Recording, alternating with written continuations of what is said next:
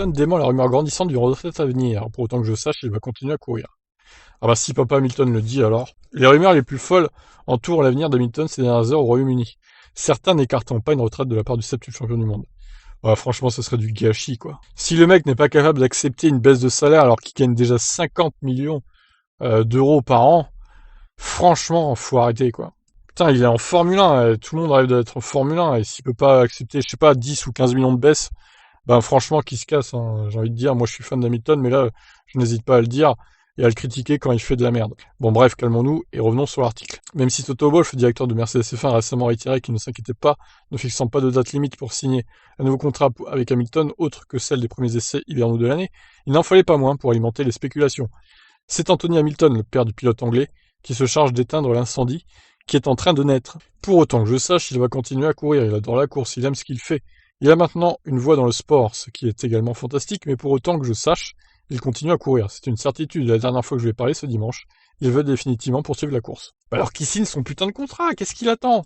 On arrive à mi-janvier, il n'y a toujours aucun contrat de signé. Le père d'Hamilton a également affirmé que le Britannique s'était engagé à poursuivre ses rêves, plutôt que de poursuivre les objectifs qu'il s'était fixés. Cela n'a rien à voir avec des objectifs, il ne court pas pour des trophées, il court parce qu'il aime ce qu'il fait, et il aime aussi inspirer les autres. Pour le moment, ses réalisations, nous l'espérons, inspirent de jeunes enfants qui ont des rêves qu'ils veulent réaliser. En ce qui concerne Lewis, et nous en tant que famille aussi, c'était vraiment une question d'espoir, d'opportunité, de rêve, de réalisation et pas tellement d'objectifs sur la piste.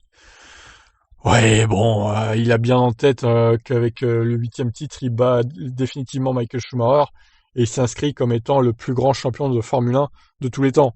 On va pas me faire croire qu'il pense pas à ça aussi, hein. Je sais qu'il aime bien faire le bien autour de lui, Hamilton, mais bon, ça va, il y a aussi des objectifs de résultats, de compétition. Ça reste un pilote de Formule 1, donc voilà.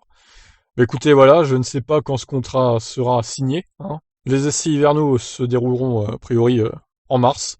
Donc il a encore le temps, vous me direz, il a encore un mois et demi pour signer. Mais bon, ça commence à traîner en longueur, hein. Je crois que c'est la première fois, premier cas de figure dans le monde de la Formule 1, qu'un pilote met autant de temps à signer un contrat. Surtout un pilote champion du monde l'année passée. Donc étonnant ce qui se passe avec Hamilton. Je vous laisse donc réagir. Qu'est-ce que vous en pensez? Ciao.